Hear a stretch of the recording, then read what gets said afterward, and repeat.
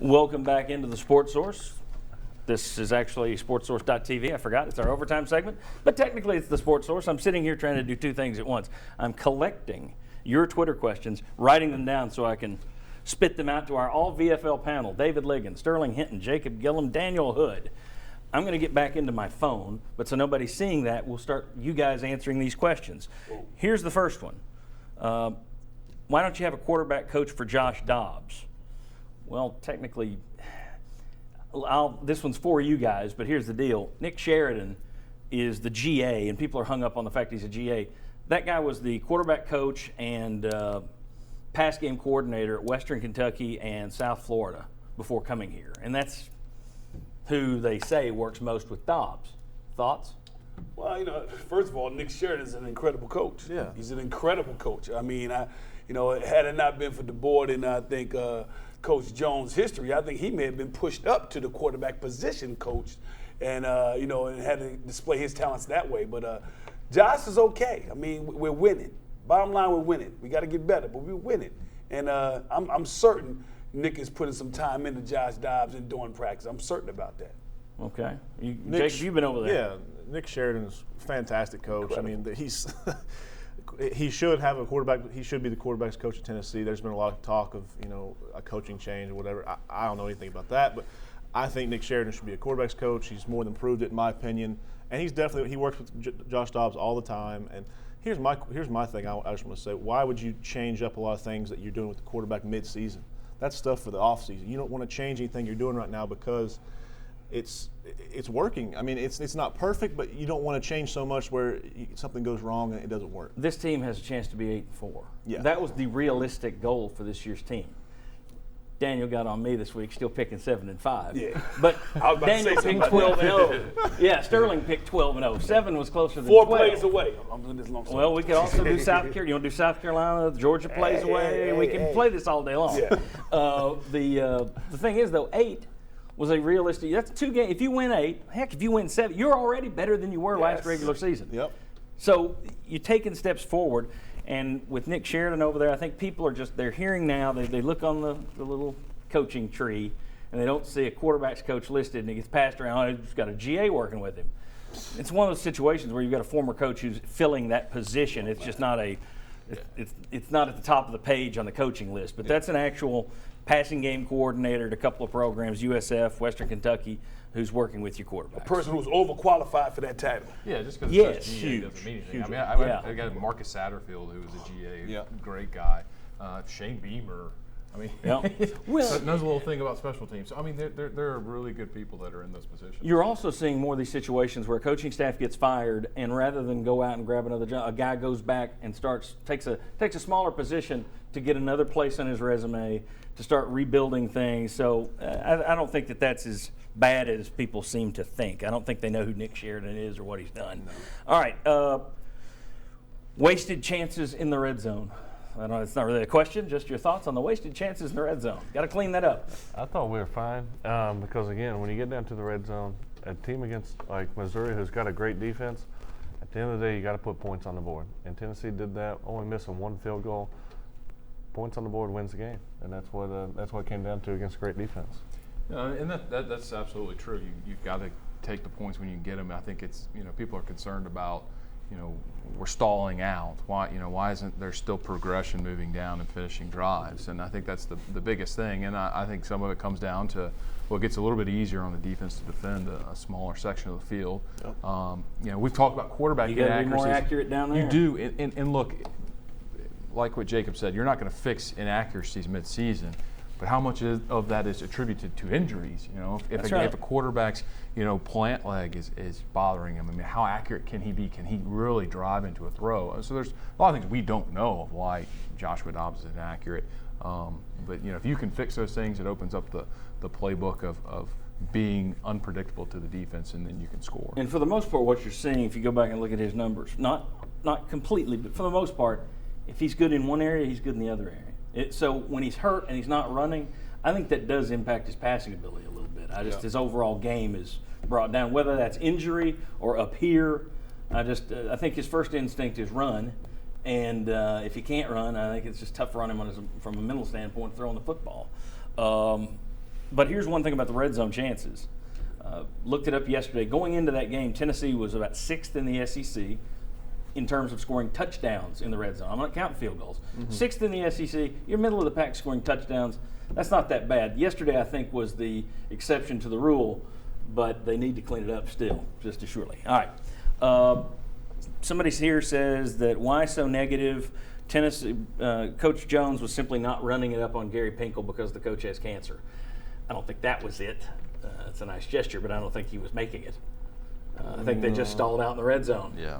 You got to remember, Missouri's got a great defense. They They're do. ranked in every category in the nation on defense. So the offense had a tall task to get any kind of points against that defense. They're what, 5th or 8th in scoring defense in the nation. I mean, kicking field goals against them, everyone does. I mean, look back at their past games. They've had like 3-12-9 games this year. Yeah. Yeah, that's a normal score for Missouri. I mean, and the fact that we scored a touchdown on them with a great play by Dobbs, everybody's talking about him not playing that great, but if you go back and watch that touchdown run, incredible. that was a at the end of the man day- play. Yeah, it was. If you look at the defensive line for Missouri and you look at a coach who's put out defensive linemen in the NFL, Gary Pinkel and his staff has done more than anybody. When you get down in the red zone, that's defensive line's heaven. And the thing is, he's done. That's another thing to point out about why Missouri fans should be ashamed of themselves for not filling that place yesterday.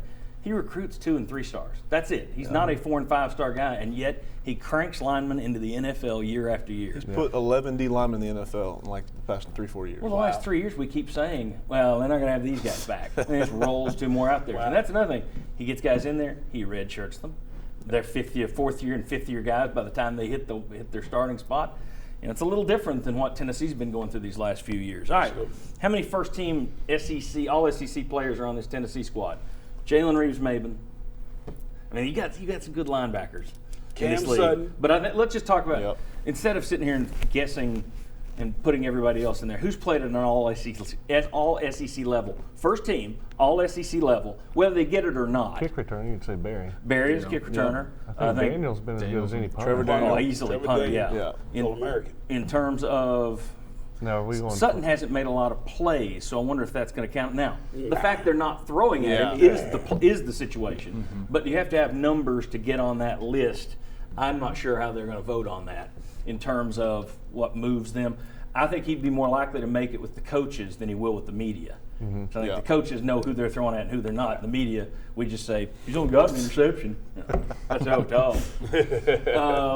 Anybody else we're seeing? Anybody in the offense? All SEC, first team All SEC. First team? Herd's All SEC, but I don't know about It's, first yeah, team. it's First hard team. just because of Derrick Henry and Fortnite and all those guys. And splitting carries with Kamara. I mean, it takes some of the yards away from looking media. And Dobbs. Yeah. And Dobbs, yeah. For freshmen, I think you can make an argument for some of our offensive linemen coming in and playing against Alabama. Yeah, I think, freshman I all think, I SEC. think Chance Hall, as much as we try to protect him, because he's young, but he's played fantastic, won a lot of one-on-ones. Chance Hall's going to be a great tackle. So you made a great point in the show that people just, I don't know that people focus on it, but every little injury, it's not just, well, he's out, next man up. No, when a man goes out, it changes the plays you can call. It changes everything you do. Just one body out changes what you do as a team. It's oversimplified, and we in the media, because talk like this, we in the media do it. We're the ones that, hey, next man up, you guys do it. And it's coach speak. Players all say that. But the reality is, you get a guy in there at right tackle, you're going to have to protect his butt. You can't do everything that you'd like to do in the playbook because he's just not ready to do it. And talking about Ethan Wolf and the tight end position in general, we have a lot of pass protections that we're using now that we have tight ends chipping on the way out. It's delaying his routes.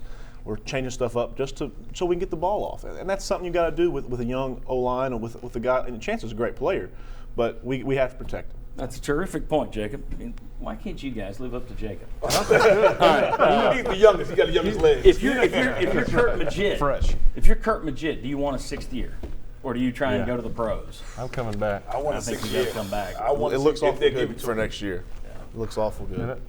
He's not saying, by the way, when people ask him, he's not saying whether or not he's coming Kurt- back. I Kurt's think not it'll gonna make depend that on what he public. gets from a grade. I mean, if I don't think he's going to get a real high grade. I don't either. But if he did, he's gone. Also, College is fun, but you're ready for it to be over. at well, some point. if he sees he's going to make some good money, then you go. Right. It also depends on your family situation. If you're Peyton Manning and you're just daddy owns the Garden District in New Orleans, I'll stay for a 4th year, no problem. Well, I think other another guys- thing to consider too is, a real talk Kurt will have to have is he'll have to talk to the athletic trainers there. And I heard this with another player You know, they told him, you know, hey, because of your injuries, you got 4 years of football, so you need to go make your money now. And so he left early Yeah, and ended up I going know to the that NFL. And so you also got to look at that. You know, at the end of the day, you still got money to make, family to feed. So if you got your degree and you only got 2 years to make money, go make it. Well, you got an example here of a guy who's already retired, was Tiny Richardson, who left because he had the rough knee injury. Yeah. So, all right. Media. Somebody said, "Will you please compare media predictions to the actual record?" I can't speak. The national media was goofball, but we said that all summer here. My guys, Mike Strange, Chuck Cavaliers, Bob Hodge, Jimmy Hyams, and I all said 7 or 8 wins. I don't know that they ever had to land on one the Friday before the season. I said 7 because I thought there were going to be injuries that would expose youth and it was going to hurt you. It didn't hurt you as bad as I thought, but in terms of our panel, and you can go back and watch it right here on sportsource.tv, look at the archives, hit that archives button and watch them. We said 7 or 8 all summer long. So we were on it. Some of the national guys were just trying to make waves with picking dark, sexy picks, you know, a dark horse pick. Oh, wow, this team can do it. They do that every year. There's always one that people jump on. It was Tennessee this year. All right, this is the last one. Can you win the SEC East next year if Josh Dobbs doesn't improve as a passer? I think we can. Yeah. I think he will improve regardless. I don't think he's done that bad. He didn't improve this year. Well, His completion percentage. Now, you've had injuries at wideout, but his completion percentage is actually less this year than it was last year, which I will go back and point out that Mike DeBoard came in and said, I'm going to work with his delivery and his stance. Sterling doesn't like me pointing it out. I'm just pointing out that I'm stating facts. I'm loving the facts, but I also want to get back to the prior statement you just said, you know, next man up. Well, we got our top 3 receivers that are not even on the field right now. Right. They're not even there. Although So I would say, for continuity's sake. I would argue, though, Josh Smith has proven, yeah, he really is one of your top 3. Well, hey. He is. I think yes, you can. I'll go with that. And my reasoning is in 2004 with 2 true freshmen rotating, you know, we win the East, go to the SEC championship game. So I think if he gets help around him, you know, more experience, more depth, guys bigger, faster, stronger, the receiver position steps up. Yes, I think without any improvement, it can be done. I think the offensive line will improve. I think with these running backs back, you're going to have a better running game. I don't know if it's going to be a good enough running game. You know, there were teams in Tennessee in the early 90s or mid-90s or late 90s when you put 10 guys in the box, they're still going to be able to run on you. When you got Jamal Lewis and Travis Henry behind just all NFL line, I don't know that Tennessee's going to be there. So I still think next year you're going to have a couple of games where you're going to have to beat really tough teams. And Dobbs is going to have to move the ball down the field with throwing the football. And this year's Josh Dobbs isn't good enough to do it. We'll see if next year's Josh Dobbs is. He will be. Is He Jalen will Hurts be. last year, question. next year? See, I think he will be. Yeah, I would think Hurd, especially with his shoulder injuries the past, next year might be his last year. See, I think they'll be good enough to win the East because you think about it really this year, you can make the argument that they should have won the East this year. No, they should have, yeah. If you don't have some of the catastrophic injuries that you have to your best defensive player in Kurt Maggitt, I still think that you probably go down there in Florida and win that game because it's a 4th and 14. Well, and that play, Cam Sutton was on the bench. People forget that he was hurt off the field on the play where basically you had 3 defensive backs run into each other and turn a man loose for a 60-yard run to lose the game. And as good as Baker Mayfield, the guy, as good as he is, I still believe Kurt Maggitt makes that tackle. And we win that game. Absolutely. Well, at least some of them. I mean, here's the thing: that guy was just escaped. took- Although he's escaped from a lot of people this year, He's turned out to be. he was all that and more. You saw what happened to Oklahoma's offense when he left the field last night. It just went from 10 to 0. Great point. All right, guys, thank you very much to Daniel Hood, Jacob Gillum, Sterling Hinton, David Ligon. Thanks to you. Have a great Thanksgiving, and we will see you next Sunday at 11 o'clock on WATE TV 6 for the Sports Source as we break down Tennessee Vandy. Thank you. Have a good one.